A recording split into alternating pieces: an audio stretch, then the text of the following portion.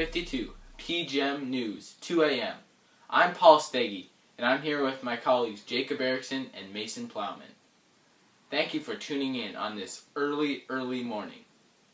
Here is our first story.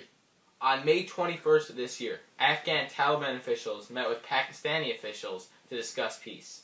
The two groups have been at war for 13 years, and peace is long overdue. The fact that China is hosting these talks shows that Beijing is encouraging this peace.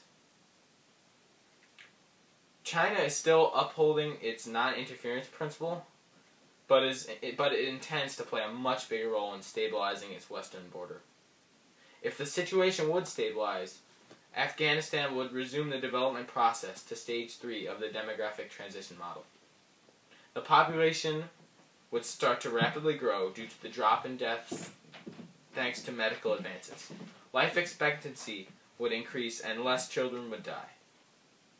On Afghanistan's population pyramid, the top would grow severely, showing the increase of elderly people in the population. These peace talks are necessary in reaching these goals of development in Afghanistan. If they would work, Afghanistan could even move from a less developed country to a more developed country. This is the population pyramid of Afghanistan. China is currently adding onto islands in the Pacific and laying claim to them. Other nations have been discouraged from surveying these areas due to them being part of the sovereignty. Chinese military personnel have even radioed warnings to planes near the areas. The situation has escalated to considering sending warships into international waters to make sure China doesn't overstep its boundaries. China is on the edge of violating the law of the sea. This law states the rights and responsibilities concerning the ownership and use of Earth's seas and oceans.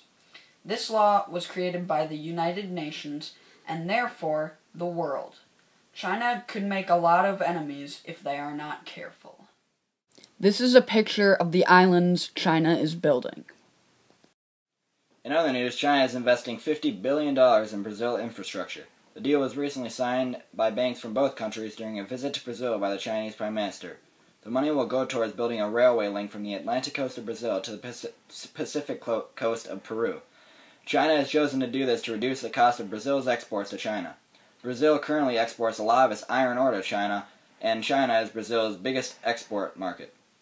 Although the majority of Brazil's economic activity is in the tertiary sector, it has a fair amount of economic activity in the primary sector. Hopefully China's investment will help Brazil's economy develop. In Rothschild's theory of economic development, Brazil is moving from the preconditions for takeoff to takeoff. Rothschild's model states that the transition from pre-takeoff to takeoff involves the installation of infrastructure like railroads being installed in Brazil. So hopefully the investment from China can benefit the economies of both countries. This is Rothschild's model of economic development. In other news, Disney has opened its first store in China, and they say that this newest location in Shanghai is their biggest store in the world. This store is 53,000 square feet and has an outdoor plaza. They also say it will be visited by 40 million tourists every year. This really shows how stuff can spread all around the world, because Disney comes from America. This is very similar to how places like McDonald's have spread around the world. This is a great example of contagious diffusion, where something spreads quickly and evenly to everyone, because of how it has spread throughout the world. Disney, as a part of popular culture, spreads like this because this is how all popular culture spreads. It spreads a lot faster than folk culture elements that mainly apply to one group. But now things like Disney are sharing themselves with the whole world and it is spreading fast, so it can be a part of everyone's culture and everyone's lifestyle. This is a picture of the store in China. Thank you for watching this broadcast. This has been Channel 52, PJeM News. We wish you a good morning.